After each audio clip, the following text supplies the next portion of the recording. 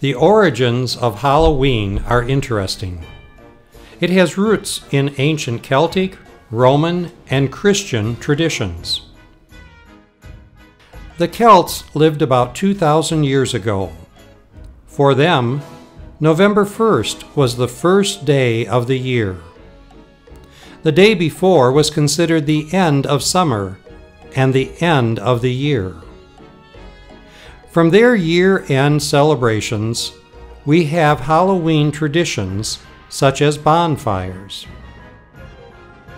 Celts also dressed in costumes to celebrate the end of the year, and it's possible that our idea of Halloween costumes dates back to those early people disguised in animal skins. Celts also believed that the end of the year was a time for spirits to roam the earth.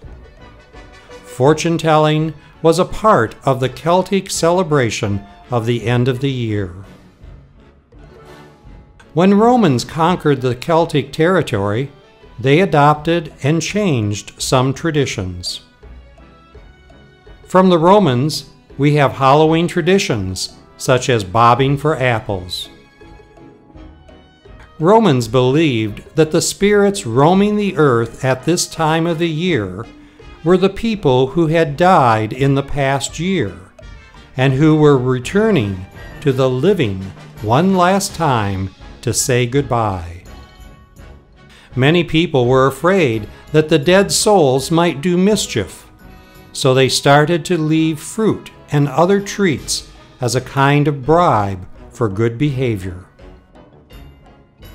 Halloween is a holiday celebrated on the night of October 31st. Traditional activities include trick-or-treating, bonfires, costume parties, visiting haunted houses, and carving jack-o'-lanterns. Irish and Scottish immigrants carried versions of the tradition to North America in the 19th century. Other Western countries embraced the holiday in the late 20th century, including Ireland, the United States, Canada, Puerto Rico, and the United Kingdom, as well as Australia and New Zealand. As Christianity spread, many older traditions were given a Christian interpretation. In the 800s, Pope Boniface IV called November 1st All Hallows Saints' Day, a day for honoring saints and martyrs. The night before All Hallows Day was All Hallows Evening, which was shortened to Hallows Even, which was shortened to Halloween. Instead of leaving treats for spirits, people began to provide special food called soul cakes for beggars who came to the door. Many Halloween traditions were brought to the United States from Europe by the early settlers and adopted to the New World. Jack-o'-lanterns, originally meant to scare spirits away, were made from turnips or beets in England and Ireland. In folklore, an old Irish folk tale tells of Jack, a lazy yet shrewd farmer who uses a cross to trap the devil. One story says that Jack tricked the devil into climbing an apple tree, and once he was up there, Jack quickly placed crosses all around the trunk or carved a cross into the bark so that the devil couldn't get down. Another myth says that Jack put a key in the devil's pocket while he was suspended upside down. Another version of the myth says that Jack was getting chased by some villagers from whom he had stolen. When he met the devil, who claimed it was time for him to die. However, the thief stalled his death by tempting the devil with a chance to bedevil the church-going villagers chasing him. Jack told the devil to turn into a coin with which he would pay for the stolen goods. The devil could take on any shape he wanted.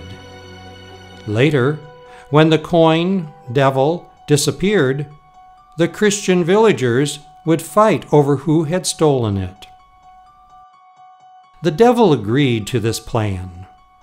He turned himself into a silver coin and jumped into Jack's wallet, only to find himself next to a cross Jack had also picked up in the village. Jack had closed the wallet tight, and the cross stripped the devil of his powers, and so he was trapped. In both myths, Jack only lets the devil go when he agrees never to take his soul. After a while, the thief died, as all living things do. Of course, his life had been too sinful for Jack to go to heaven. However, the devil had promised not to take his soul, and so he was barred from hell as well. Jack now had nowhere to go. He asked how he would see where to go, as he had no light. And the devil mockingly tossed him an ember that would never burn out from the flames of hell. Jack carved out one of his turnips, which was his favorite food, put the ember inside it, and began endlessly wandering the earth for a resting place. He became known as Jack of the Lantern, or Jack-o'-lantern. Jack-o'-lanterns are made from pumpkins in the United States and are now considered as Halloween decorations. A jack-o'-lantern, sometimes also spelled in this way, is typically a carved pumpkin. It is associated chiefly with the holiday Halloween. Typically, the top is cut off and the inside flesh then scooped out. An image, usually a monstrous face, is carved onto the outside surface and the lid replaced. During the night, a candle is placed inside to illuminate the effect. The term is not particularly common outside North America, although the practice of carving lanterns for Halloween is. Despite the colorful legends, the term jack-o'-lantern originally meant a night watchman or a man with a lantern, with the earliest known use in the mid-17th century. In Labrador and Newfoundland, both names, Jacky-lantern and Jack the Lantern, refer to the will-o'-the-wisp concept rather than the pumpkin carvings aspect. Part of the history of Halloween is Halloween costumes. The practice of dressing up in costumes and begging door to door for treats on holidays goes back to the Middle Ages and includes Christmas wassailing. Trick-or-treating resembles the late medieval practice of souling, when poor folk would go door to door on Hallowmass, November 1, receiving food in return for prayers for the dead on All Souls' Day on November 2nd. It originated in Ireland and Britain, although similar practices for the souls of the dead were found as far south as Italy. Shakespeare mentions the practice in his comedy, The Two Gentlemen of Verona. When Speed accuses his master of pulling, whimpering, whining like a beggar at Hallowmass. Wearing costumes, originally either to lure wandering spirits back to their resting place out of the town, or to blend in with the spirits is now considered to be a form of entertainment rather than horror. What sets Halloween costumes apart from costumes for other celebrations or days of dressing up is that they are often designed to imitate supernatural and scary beings. Costumes are traditionally those of monsters such as vampires, ghosts, skeletons, witches, and devils. Trick-or-treating is an activity for children on or around Halloween, in which they proceed from house to house in costumes, asking for treats such as confectionery with the question, "Trick or treat?"